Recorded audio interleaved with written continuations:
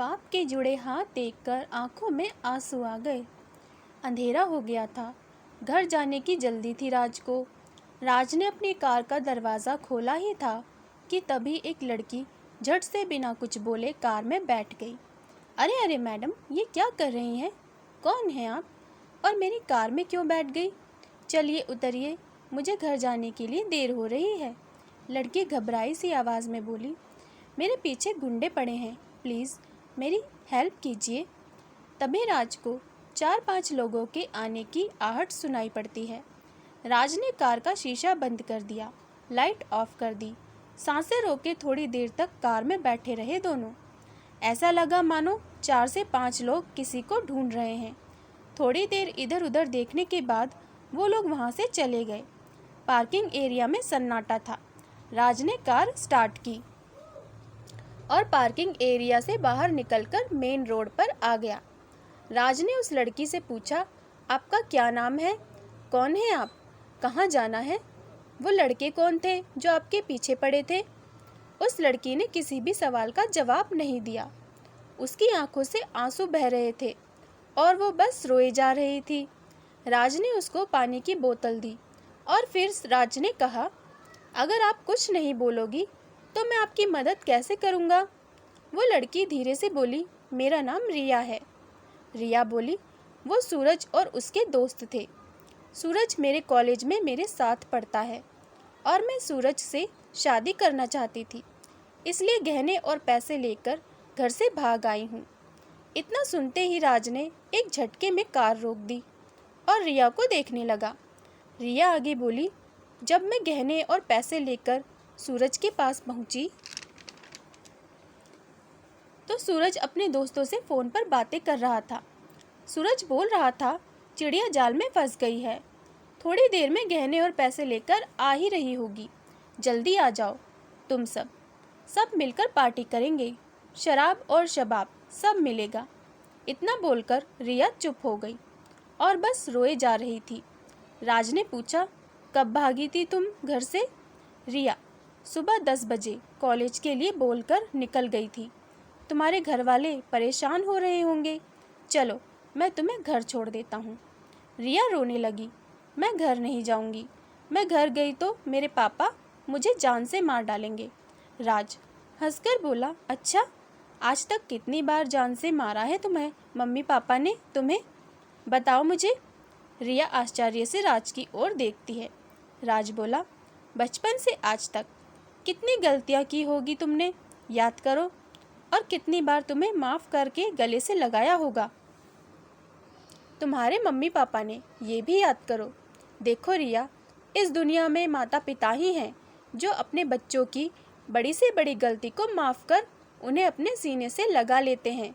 इसलिए तो माँ बाप को भगवान का दूसरा रूप मानते हैं।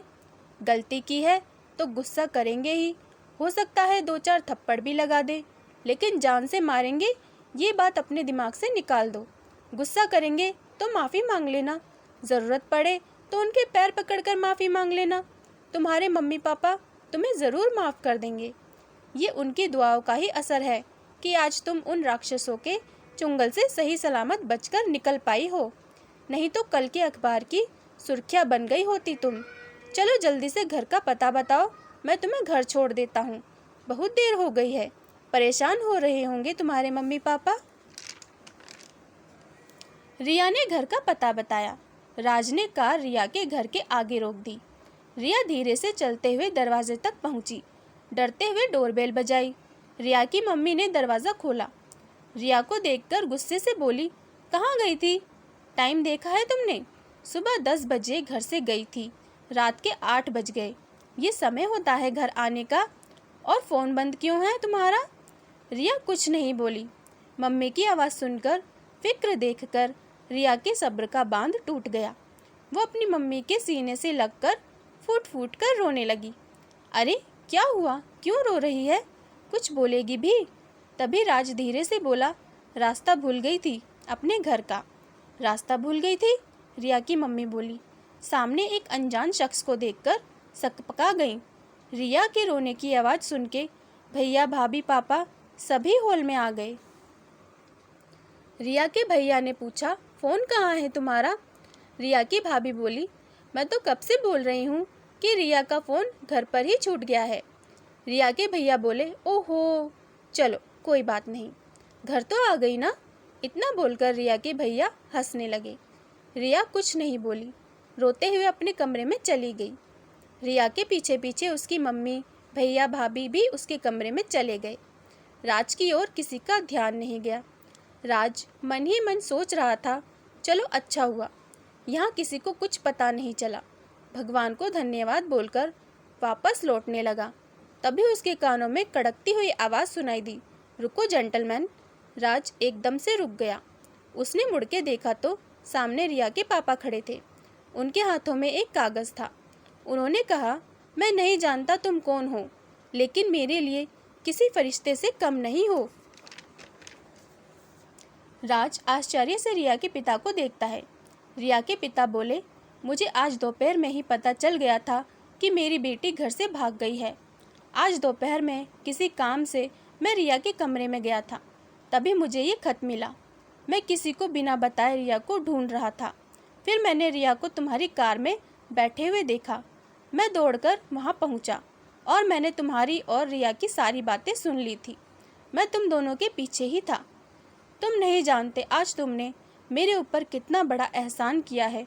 तुमने सिर्फ मेरे घर की खुशियाँ ही नहीं, बल्कि मेरे घर की इज्जत, मान सम्मान सब कुछ बचाया है।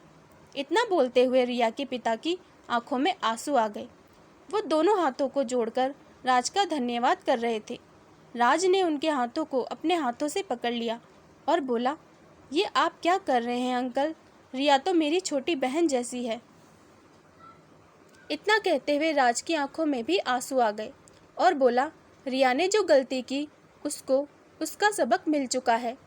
आप रिया को माफ़ कर दें, वो बहुत शर्मिंदा है।